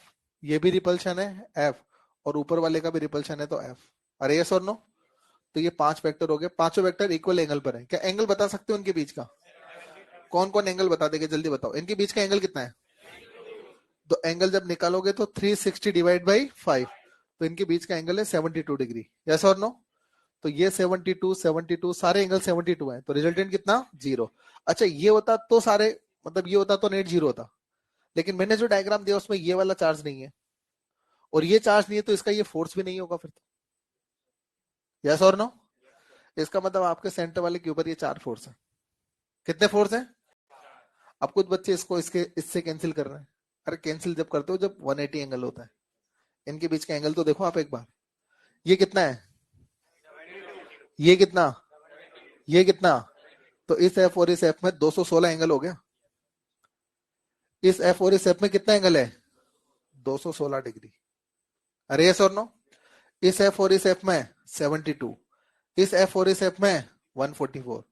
और जब भी अब तक अपन ने वेक्टर का रिजल्टेंट निकालना है ना, तो इस तरह के एंगल में काम ही नहीं करा कभी आपने। आप जनरली जब वेक्टर का रिजल्टेंट निकालते हो ना, तो एंगल याद है किस तरह के होते हैं? 60 डिग्री, 30 डिग्री, 45 डिग्री, 90 डिग्री, इस तरह के एंगल होते हैं। 120 डिग्री, याद है आपको? इस तरह के एंगल में तो आपको साइन कोस की वैल्यू नहीं पता होती। साइन कोस की वैल्यू भी अपने को कुछ स्टैंडर्ड वहां पर पता होती है। साइन 30, 45, 60, 90, ये एंगल पर अपने को साइन की वैल्यू पता होती है, कोस की वैल्यू भी पता होती है। यस और नो? लेकिन साइन 72 नहीं पता होता, साइन 144 नहीं पता होता। अरे पता होता है क्या? तो फिर आप ये वेक्टर वाला कॉन्सेप्ट लगा के भी सोल्व नहीं कर सकते आप इसको तो। अरे बात समझे? तो जो वेक्टर वाला कॉन्सेप्ट था अपना, उससे भी बात नहीं हो रही, और वेक्टर एडिशन का जो फॉर्मूला है उससे भी यहाँ पर मुझे कोई बात बनती भी नहीं दिख रही। अच्छा, कितने बच्चों ने एफ को एफ से कैंसिल कर दिया था? ईमानदारी से बताना, सच बोलना। फिर भी आंसर आ रहा है सही। तरीका गलत है और आंसर सही है, तो मैं तो आंसर गलत ही मानूंगा ना। आप गलत तरीके से अगर आंसर ले भी आते हो तो मैं उसको सही नहीं मानूंगा। गलत तरीके से अगर आपने सोल्व करा है तो आंसर गलत ही माना जाएगा। बात समझ रहे हैं? आंसर को सही तब माना जाता है जब आपने तरीका भी सही लगाया हो और आंसर भी सही आया हो। तरीका तो गलत है लेकिन आंसर सही है, तो गलत आंसर ही होता है फिर, वो सही आंसर नहीं होता वो। बात समझे? तो इस क्वेश्चन को कैसे करें, अब सवाल तो ये है अपने सामने। अच्छा एक काम करो, कितने बच्चे सोच रहे सर यहाँ पर क्यों रख के मामला निपटो, क्यों इतना झमेला पाल रहे हो? अगर यहाँ पर क्यों रख देते हो सर, क्यों इतना लंबा डिस्कशन, क्यों रख के मामला फ्री, आप भी कुछ मैं भी कुछ, जीरो आंसर। हाँ मैं बोलता जीरो, हाँ सर हमारे भी जीरो, वेरी गुड, अगला क्वेश्चन। यही होता और क्या होता? अरे नहीं होता था। कितने बच्चों की इच्छा यहाँ पर क्यों होता, ऐसा है? ईमानदारी से बताओ। अरे वो तो नहीं है क्वेश्चन में, और मैं रखने वाला भी नहीं हूं, लेकिन कितने बच्चे से मन ही मन सोच रहे कि सर काश यहाँ पर भी जीरो होता, सॉरी यहाँ पर भी क्यों होता, कितने बच्चे ऐसा सोच रहे हैं कि यहाँ पर भी क्यों होता तो सर आंसर कर देता मैं। चलो कितने बच्चे क्यों होने पर आंसर कर देते, लेकिन आप आंसर नहीं कर पाए, मतलब आपकी इच्छा तो है कि यहाँ पर क्यों होता, जब आप आंसर कर देते क्यों होने पर और फिर नहीं कर पा रहे, मतलब आप चाहते हैं कि यहाँ पर क्या होता, क्यों, लेकिन यहाँ पर कितना है, कुछ नहीं है, और कुछ नहीं का मतलब जीरो ही तो है, जीरो का मतलब कुछ नहीं होता है, यस और नो? तो यहाँ पर क्या है, लेकिन आप चाहते हो यहाँ पर क्यों, तो एक काम करते हैं, दोनों बात रख लेते हैं अपन, यहाँ पर क्यू भी रख लेते हैं और जीरो भी हो जाता है। तो एक काम करते हैं, जो यहाँ पर जीरो है ना, उस जीरो को मैं जीरो ना लिखकर उस जीरो को मैं क्यू माइनस क्यू लिख देता हूं। क्या करा मैंने? सर यहाँ तो जीरो था ना, हाँ तो मैं कब मना कर रहा हूँ, जीरो था, अभी भी जीरो ही है, देखो ना, क्यू माइनस क्यू भी तो जीरो ही होता है। अरे क्यू माइनस क्यू जीरो नहीं होता। सर आपने तो यहाँ पे चार्ज नहीं दिया था, तो हाँ मैं कब कह रहा हूँ यहाँ चार्ज नहीं, यहाँ पे तो चार्ज अभी भी जीरो ही है, देखो ना, मैंने जीरो दिया था कि अभी भी जीरो ही है क्या? हाँ अगर मैं जीरो देता और यहाँ पर क्यू रख देता तो गलत होता, मतलब मैंने चार्ज की वैल्यू नहीं बदली है, सिर्फ चार्ज को लिखने का तरीका बदला। चार्ज को लिखने का तरीका बदलना कोई गलत नहीं है, चार्ज की वैल्यू बदल देता तो मैं गलत होता। यहाँ पर मैंने आपको सवाल में जीरो दिया था लेकिन क्यू लिख के सोल्व कर रहा हूं तो गलत है फिर वो। मैंने जीरो दिया था, मैं जीरो ही लिख रहा हूं यहाँ पर, बस उस जीरो को लिखने का तरीका बदल रहा हूं, तो चार्ज नहीं बदला है मैंने, चार्ज को, और ऐसा करना गलत नहीं है। गलत क्या होता है? मैं चार्ज ही बदलता तो गलत था, चार्ज को लिखने का तरीका बदलना कोई गलत है। तो यहां पर मैंने इस जीरो को लिख दिया क्यू माइनस क्यू, ऐसा लिख सकता हूं, कोई दिक्कत वाली बात नहीं, ऐसा लिखा जा सकता है, इसमें कोई दिक्कत नहीं है। बोलो क्लियर है? अब देखो पहले तो क्या था, यहां पर स्मॉल क्यू था, यस और नो? स्मॉल के ऊपर फोर्स निकालना था, मैं स्मॉल के ऊपर बैठता था तो मुझे चार चार्ज दिखते थे, फोर चार्ज दिख रहे थे, 1 2 3 और 4, लेकिन मैंने जीरो को जीरो ना लिखा और जीरो को लिखा Q minus Q, Q minus Q भी तो जीरो ही है ना, तो जब मैं यहां बैठूंगा तो कितने चार्ज दिखेंगे? 6। 5 का गिनना तो सीखो पहले, 1 2 3 4 5 6, अरे कितने चार्ज दिखे? 6 चार्ज दिखे, तो अब मुझे फोर्स 4 का नहीं 6 का निकालना है, फोर्स कितने का निकालना है? 6 चार्जेस का फोर्स इस स्मॉल के ऊपर निकालना है। अब ध्यान से देखो, उनमें से भी इन पांचों क्यू का तो मिलाकर जीरो है, अरे बोलो भाई, मुझे फोर्स कितने का निकालना है इस पर? 6 का, तो 6 में से 5 क्यू का कितना है? देखो ना ये क्यू, क्यू,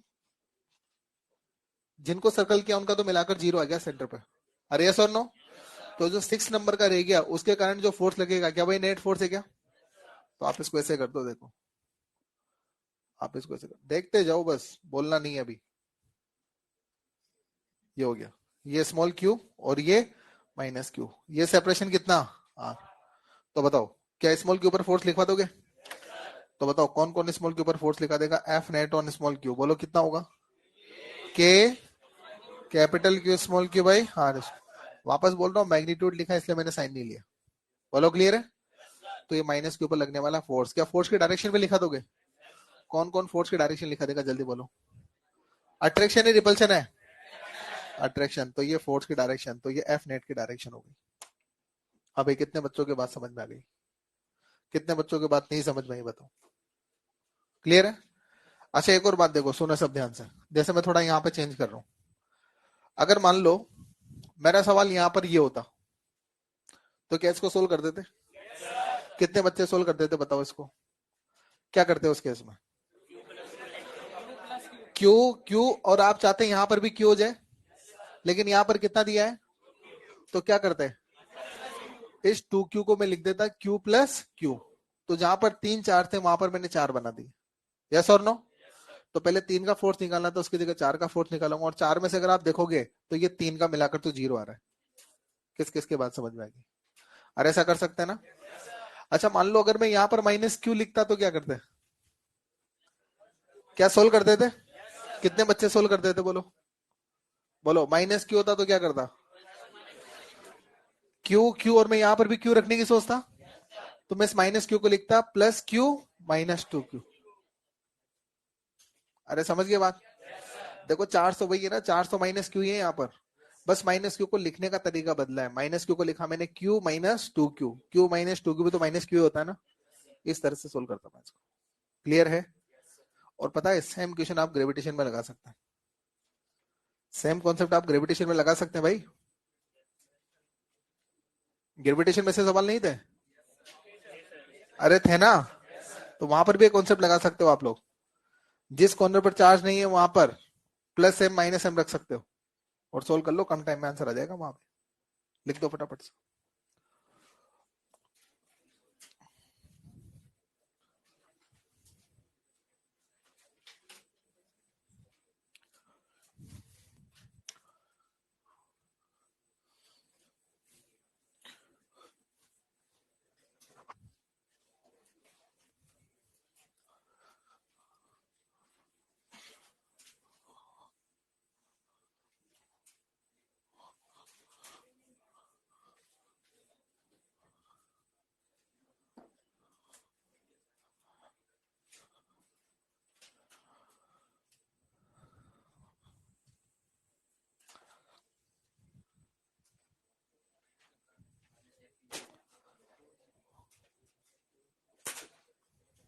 हाँ जी, चले उसके बाद में अगला हेडिंग लिखो।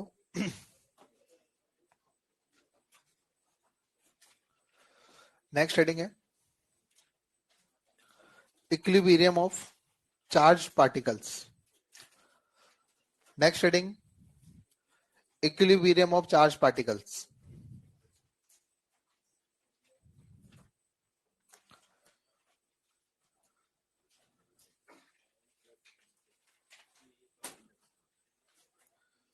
Equilibrium of charge particles heading लिखो।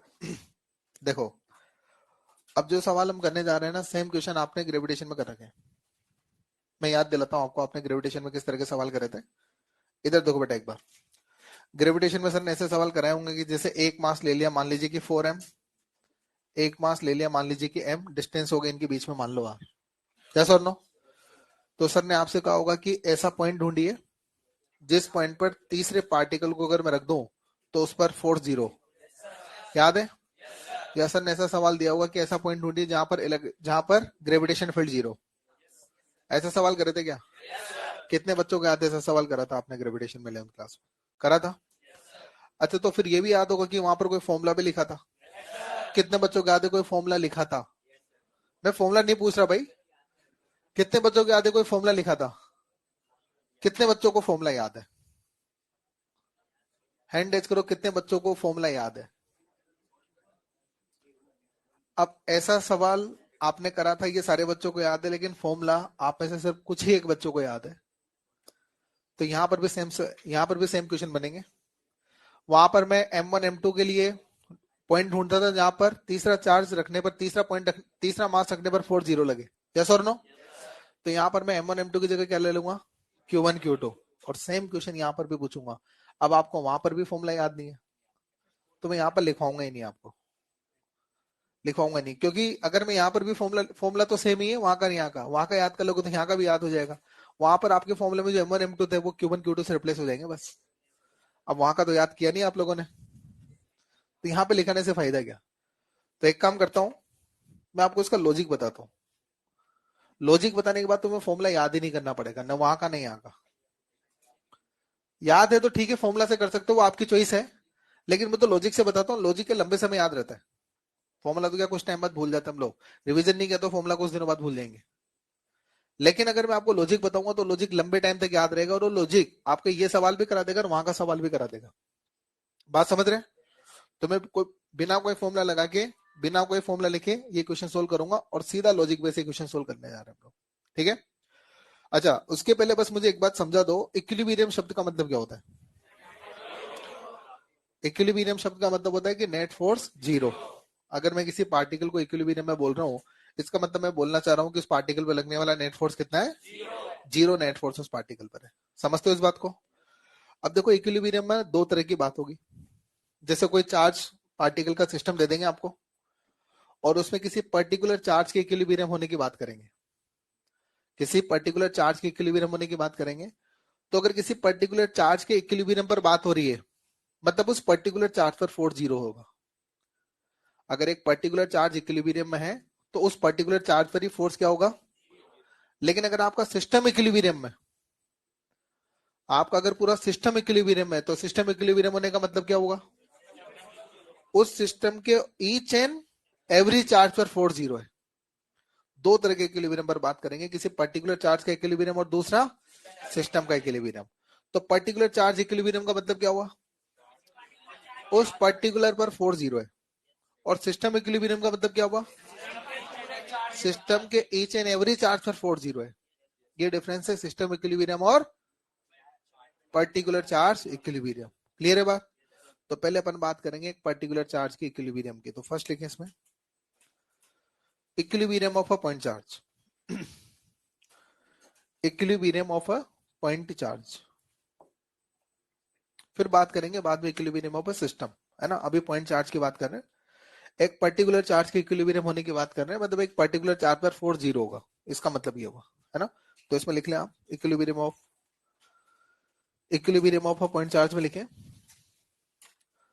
A point charge, if a point charge is in equilibrium, if a point charge is in equilibrium,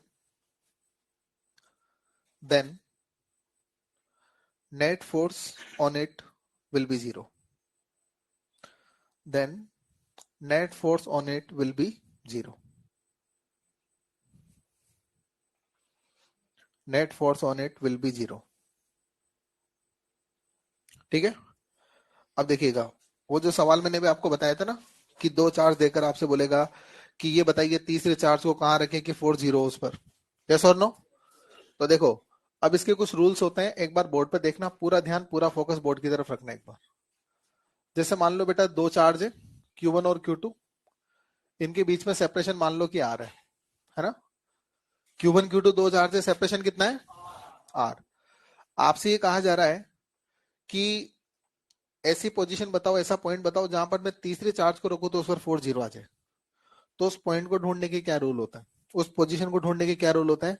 तो देखो, सबसे पहले तो अपने को क्या करना है, इन चार्ज का नेचर आपको आता है पहले से, तो क्लास में क्यों बैठे हो? और नहीं आता तो फिर सुन लो, आगे क्यों बोलना है बेटा, मैं समझा रहा हूं ना अभी तो।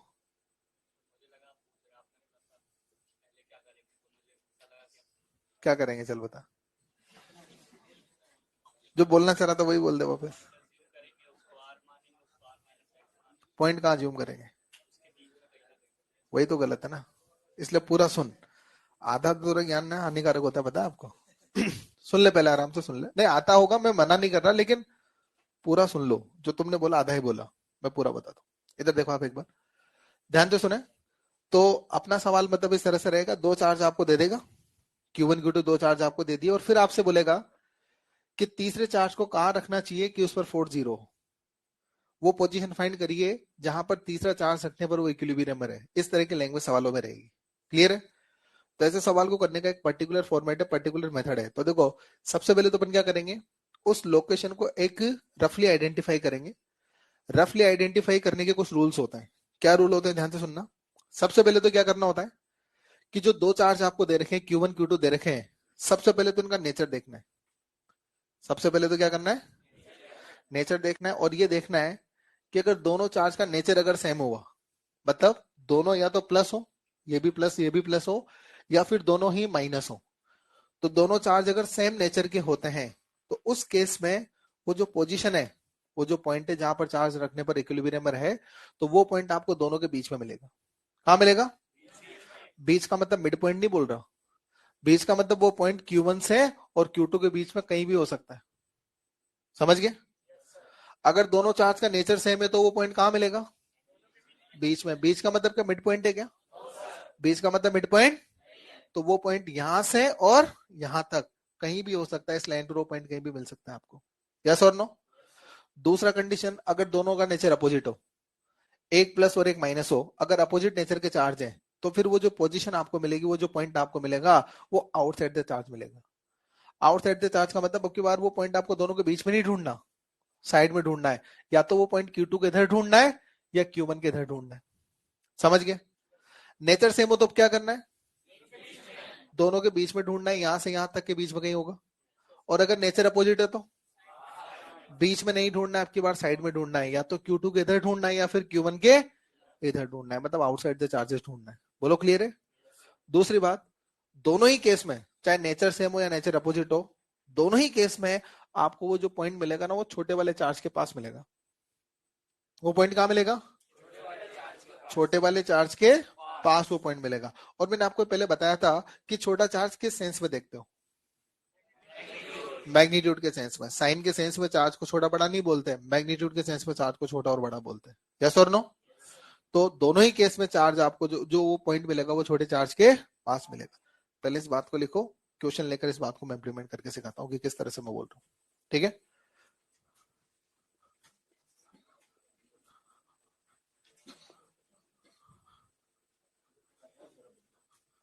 और लिखने का काम थोड़ा फास्ट करना, ठीक है ना?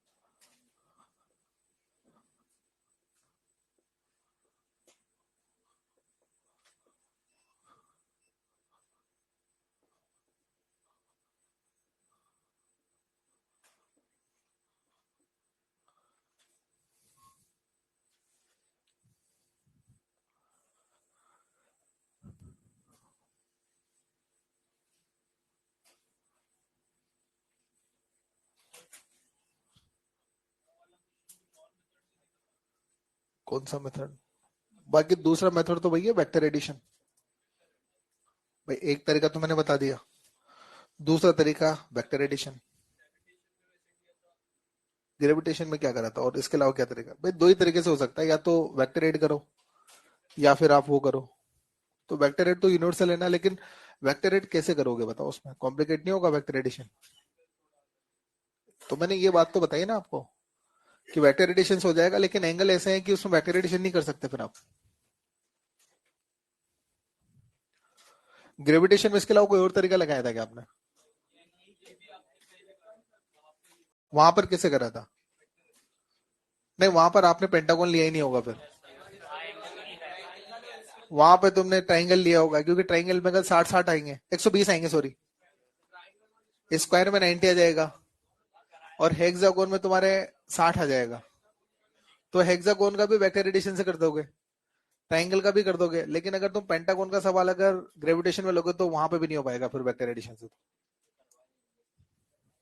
अरे कोई बात नहीं, कराया तो अब करा दिया ना। और ये भी तो बता दे कि ये सवाल ग्रेविटेशन में भी आप कर सकते हो। तो तुम्हें ना बस ब्लेम करना आता है कि यार ये नहीं कराया, ये कराया, वो कराया ना। जो करा दिया कौन सा तुम्हें पूरा याद है? जो करा दिया है वो कौन सा पूरा याद है तुम्हें? वो चेक कर रहा हूं ना मैं बीच बीच में।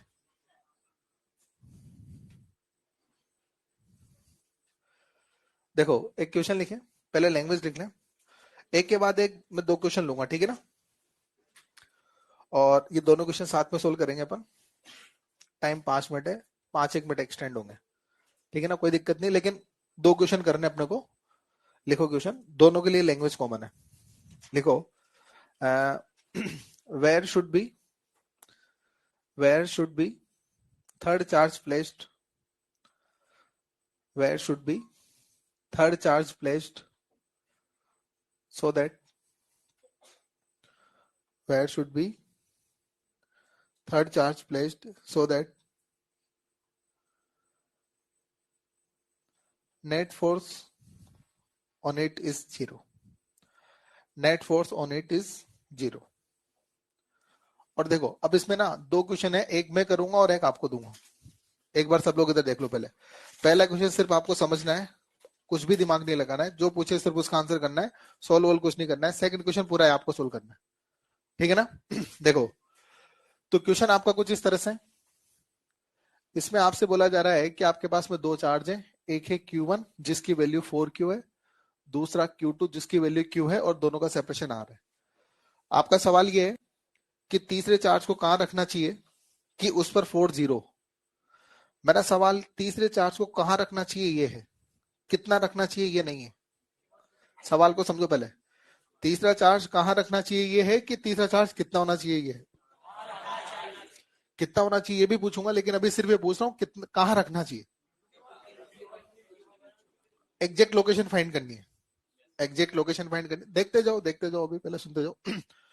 तो दो चार्ज, एक तो Q1 है जिसकी वैल्यू 4Q, दूसरा Q2 है जिसकी वैल्यू Q, दोनों के बीच का सेपरेशन कितना। तो सवाल यह है कि तीसरे चार्ज को कहां रखना चाहिए जिससे कि उस तीसरे वाले पर फोर्स क्या हो, 0। तो अपने को उस पोजीशन को ढूंढने के कुछ रूल्स बनाए अपन ने, वो रूल याद करना है। सबसे पहले तो क्या देखना है, चार्ज का नेचर, यस और नो। अगर नेचर सेम है तो उसको दोनों चार्जेस के बीच में रखना है। तो बताओ यहाँ पर नेचर सेम है क्या? तो वो चार्ज यहां से लेकर यहां तक कहीं रखना है मेरे को, दोनों के बीच में किसी जगह रखना है, यस और नो।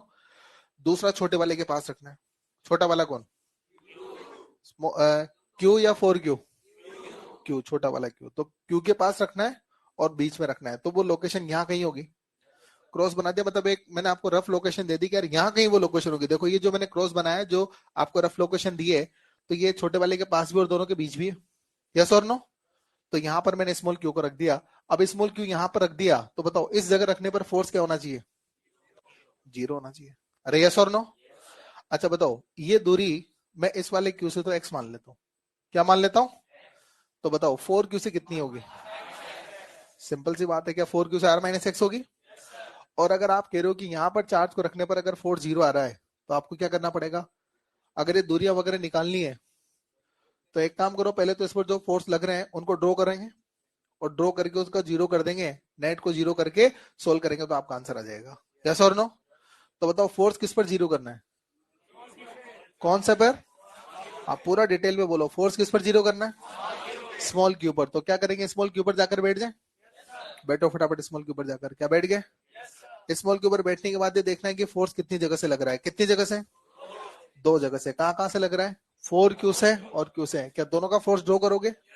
चलो एक एक का फोर्स ड्रॉ करते हैं पहले तो। चलो इसका फोर्स ड्रॉ करते हैं। Q1 का फोर्स F1 मान लो, यस और no. Attraction repulsion, away towards. तो ये फोर्स मैंने F1 बना दिया। बोलो F1 का वैल्यू कौन कौन लिखा रहा है, जल्दी बताओ। F1 का वैल्यू लिखाना है, बोलो F1 का वैल्यू क्या होगा? K 4Q small q divide by R minus x का होल स्क्वायर। बोलो क्लियर है? दूसरा फोर्स कहां से लग रहा है? Q से। अट्रैक्शन रिपल्शन, टुवर्ड्स या अवे? अवे में मान लिया मैंने, ये फोर्स क्या है? F2। F2 का वैल्यू लिखवा दोगे? F2 का वैल्यू हो जाएगा K capital Q small q by x square, yes और नो। तो दो जगह से फोर्स लग रहा था, दोनों फोर्स को तो लिख दिया। अब नेट को क्या 0 करना है? अच्छा नेट किस पर निकालना है? स्मॉल क्यू पर। अब बताओ स्मॉल क्यू पर लगने वाले क्या दो फोर्स है क्या? अब वेक्टर एडिशन आना चाहिए। फोर्स अगर सेम डायरेक्शन में तो जोड़ते हैं, अपोजिट में घटते हैं। 90 पर पाइथागोरस होता है, यस और नो। तो बताओ ये दोनों फोर्स के अपोजिट है? अपोजिट है तो बोलो नेट फोर्स जो क्यू पर होगा वो F1 माइनस F2, और ये 0 के बराबर करना है इक्विलिब्रियम में, तो यस और नो। और F1 माइनस अगर F2 0 के बराबर है तो बोलो F1 बराबर, तो F1 F2 को बराबर कर दो, ये F1 F2 दोनों को बराबर करो। देखते जाओ आप। F1 को मैं लिख रहा हूं K 4K capital Q small q by R minus x का होल स्क्वायर। F2 को लिख रहा हूं K capital Q small q upon में एक्स स्क्वायर। इससे तो बोलो ये कट गया ना, दोनों तरफ रूट करो, रूट करोगे तो 2 अपॉन में R minus x equal to 1 upon x. Solve करोगे ना तो x इक्वल टू आपके पास आएगा R/3। x इक्वल टू क्या आएगा? तो x आपके पास ना R/3 के बराबर आ गया। बोलो क्लियर है? तो बताइए ये पॉइंट आपको मिल गया, कहां पर है? बताओ कहां पर है पॉइंट? R/3 दूरी। कहां से R/3 है? क्या Q2 से R/3 है? अगर मैं मान लो दूरी Q1 से पूछ लेता तो, अगर दूरी, अच्छा यहां से ये दूरी r/3 है ना, तो इधर से अगर r/3 है तो इधर से पूछेंगे तो 2r/3। बोलो क्लियर है? तो जब भी ऐसा सवाल आता है, तो सवाल जब भी आता है तो आप तो दूरी एक तरफ से मान के सोल्व करोगे, यस और नो? तो कई बार एग्जामिनर चालाक होता है, वो आपको ऑप्शन किस तरह से देता है, पहला ऑप्शन देगा कि Q2 से r/3 है, दूसरा ऑप्शन देगा कि Q1 से 2r/3 है, और तीसरा ऑप्शन देगा बोथ 1 and 2, दोनों ही ऑप्शन दे देगा, यस और नो? तो कई बार क्या होता है कि जैसे मान लो आपने दूरी मानी इधर से, लेकिन इधर से दूरी का ऑप्शन ही नहीं देगा, वो दूरियां सारी उधर से दे देगा। अरे ऐसा होता है क्वेश्चन के अंदर, नहीं समझे बात को? आपने दूरी यहां से कितनी कितनी निकाली, छोड़ो अपन तो वैल्यू की बात कर लेते हैं। मान लो ये दूरी 100 थी, कितनी थी? मान, मैं इसकी बात नहीं कर रहा, मान लीजिए आपने सोल्व करा और ये दूरी 20 आ रही है इधर से, कितनी आ रही है? तो Q2 से 20 आ रही है, और वो ऑप्शन देगा Q1 से, Q1 से 80 हो जाएगी। अरे यस और नो? तो ऑप्शन में उसने दिया है 80 दिया है, 80 सेंटीमीटर फ्रॉम Q1, और आप दूरी कहां से ढूंढने बैठे हो? तो फिर Q2 से दूरी नहीं है तो ऑप्शन में नहीं मिलेगी। अरे समझ गए? अच्छा दूसरी बात, ये पॉइंट Q2 का लेफ्ट में कि राइट में? जैसे मान लो ये 20 सेंटीमीटर पर है, सपोज करो ये पॉइंट कहां पर है? अबे तुम्हें लेफ्ट राइट नहीं आता कि इसको राइट बता रहे हो क्या तुम? राइट को लेफ्ट बता रहे हो, लेफ्ट राइट को, तो इधर देखो आप लोग, जैसे मान लो ये दूरी 20 सेंटीमीटर है फॉर एग्जांपल, मैंने मान लिया, तो मैं ऑप्शन ये भी दे सकता हूं कि Q2 के राइट में 20 है या Q2 के लेफ्ट में 20 है? Q2 के लेफ्ट में ये पॉइंट। बोलो क्लियर है? देखिए जरा ये वाला सोल्व करना है एक बार। चलो इसको भी मैं सोल्व कर देता हूँ, क्योंकि टाइम की कमी है इसलिए मैं सोल्व कर देता हूँ इसको भी। देखो जैसे मान लो कि ये -4Q है, और ये वाला जो है ये Q है। एक बार इधर देखो बेटा सब लोग, ये दूरी R है, क्वेश्चन वही है। चलो कौन कौन हेल्प कर सकता है इसको सोल्व करने में, बताओ मेरे। वही, सबसे पहले क्या देखना है, जल्दी बोलो सबसे पहले। चार्ज का नेचर, चार्ज का नेचर सेम है या अपोजिट है? अपोजिट है, तो बीच में या साइड में? साइड में। अब की बार बीच में तो नहीं होगा वो पॉइंट, कौन है?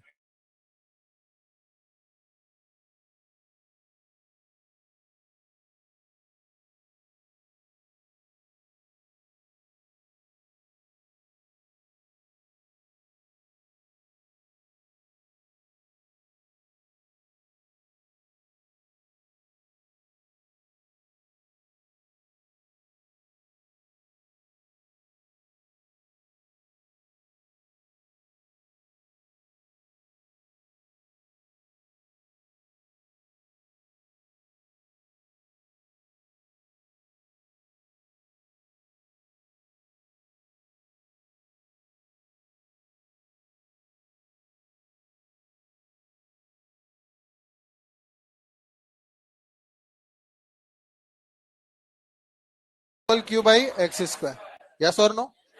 अच्छा दूसरा एसर फोर्स किसका लग रहा है? इसका, एक माइनस और एक प्लस, अट्रैक्शन रिपल्शन, तो टुवर्ड्स या अवे? टुवर्ड्स में, ये हो जाएगा F1। बोलो F1 का वैल्यू कितना होगा? K 4Q Q divide by R plus x का होल स्क्वायर।